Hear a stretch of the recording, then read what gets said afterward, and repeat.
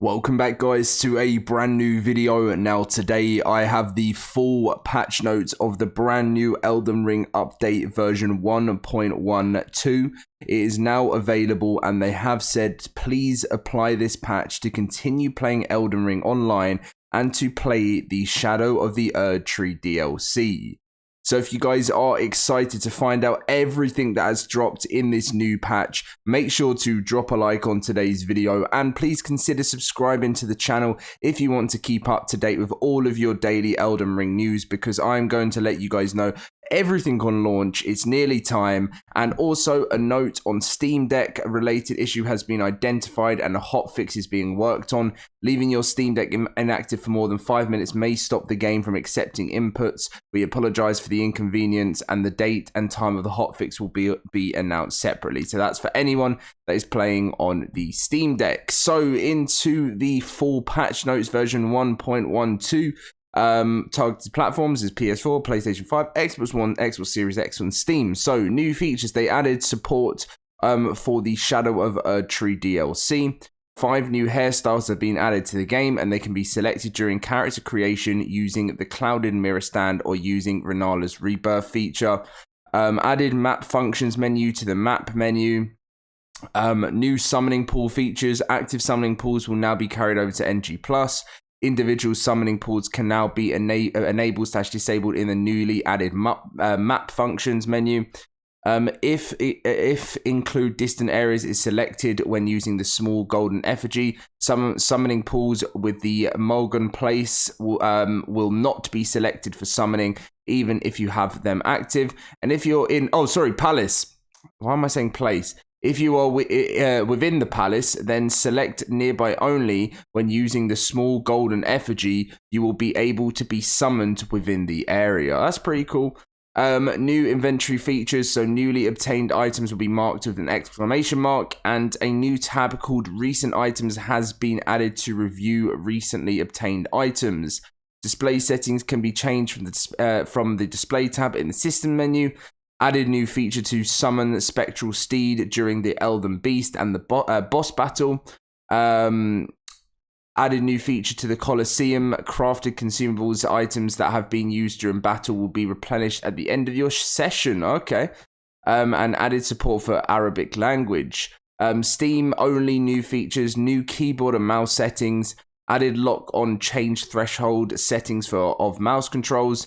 Added a setting to change cursor movement behavior in the map menu, and added key assignments to open the map in the key setting. Okay, that's actually really useful.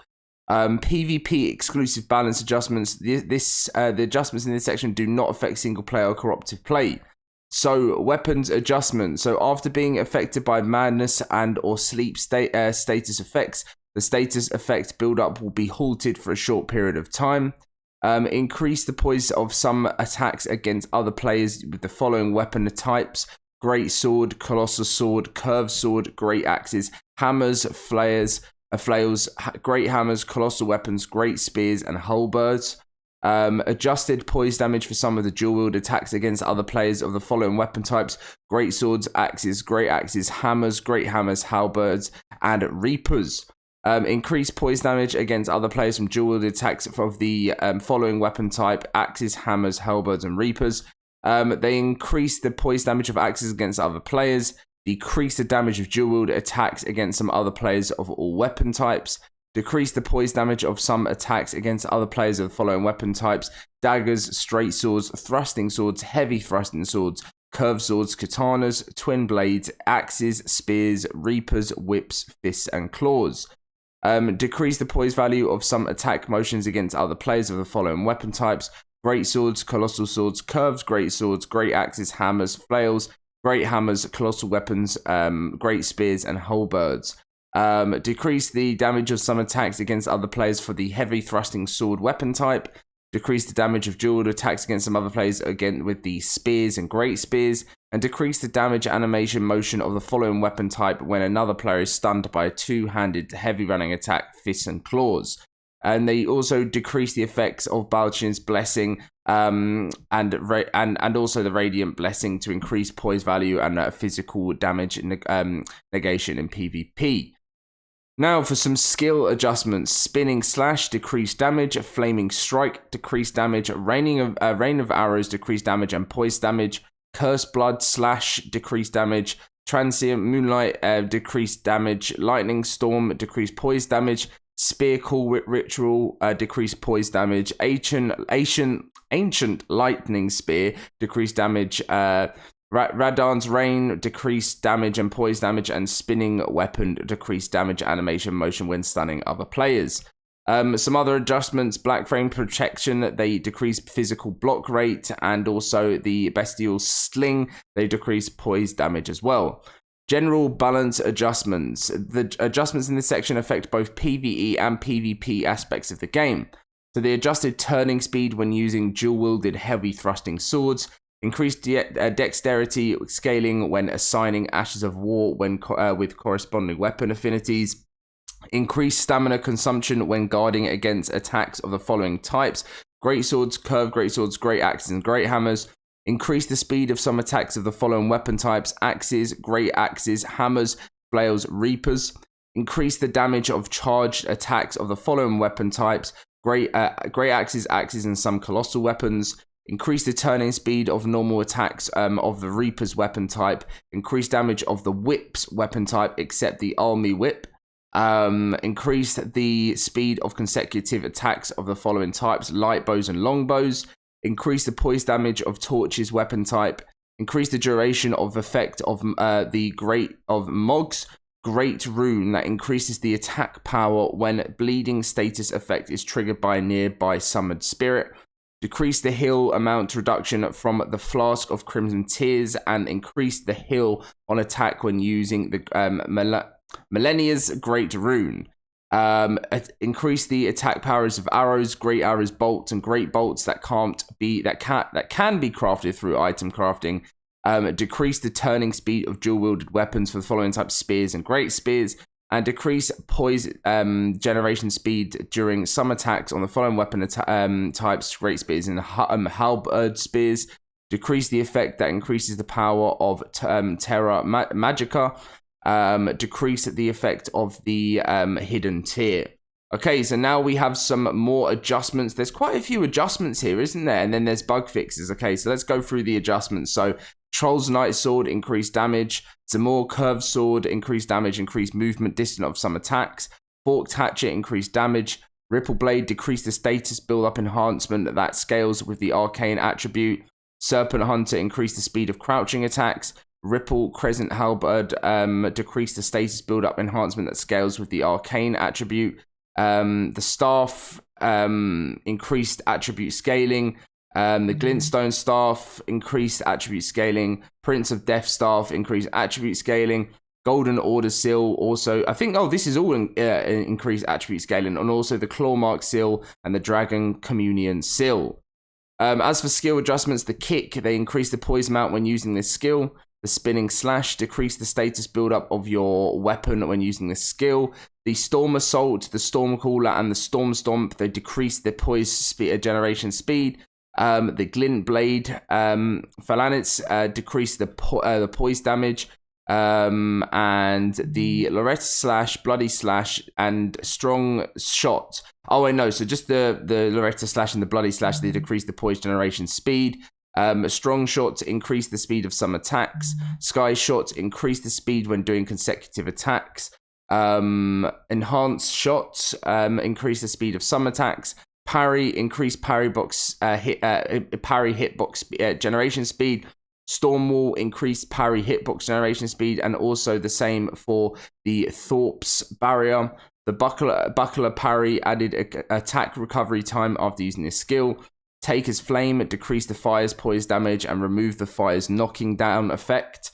Okay, that's interesting. Moonlight Greatsword, increase the poise damage of heavy and charge attacks, but decrease the poise damage of genetic magic wave. The Thundercloud Form, decrease poise damage. Magma Shower, decrease the poise generation speed. Thunderstorm, decrease damage. Bubble Shower, decrease damage and poise damage. I command thee, kneel.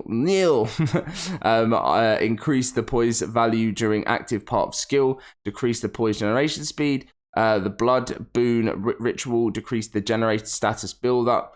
Loaded slash. Oh wait, they've already got that one there, right? Decrease the poise generation speed. Bear witness, increase damage and poise damage, and contagious fury, decrease the amount of attack generated by this skill.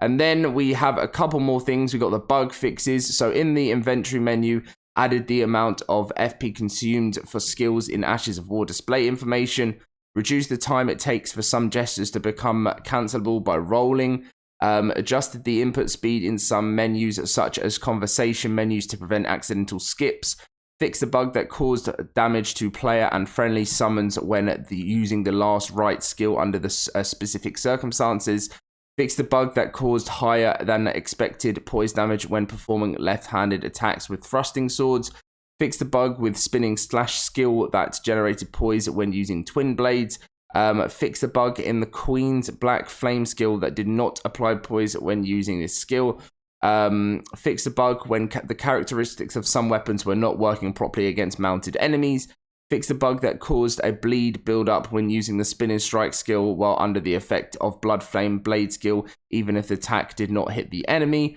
fixed the bug that caused some skill to perform incorrectly when specific actions were performed, fixed the bug that caused unexpected behaviors when some incantations were used in a quick succession, fixed the bug where spectral steed did not trigger a death fall under certain circumstances, fixed the bug that prevented players from getting hit by other players under certain circumstances in multiplayer, fixed the bug in the Colosseum that allowed critical hits against players in specific death animations, fixed the bug where Mimic's Veil effect was not properly reflected to other players under certain circumstances, fixed the bug that caused other players summoned as hunters to immediately return after being summoned under certain circumstances, fixed the bug in multiplayer where some spirits could be locked on even after they disappeared, improved multiplayer stability under certain circumstances, fixed the bug that caused specific maps to render differently than expected under certain circumstances,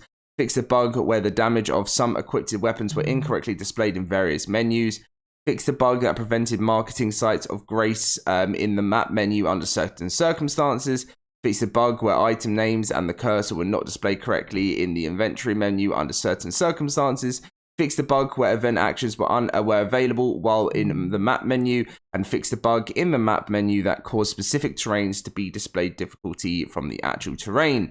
And now finally, to finish off, Steam only adjustments. Oh wait, is this the key settings again? Oh no, change the initial layout of the key settings in the keyboard and mouse settings in the system menu.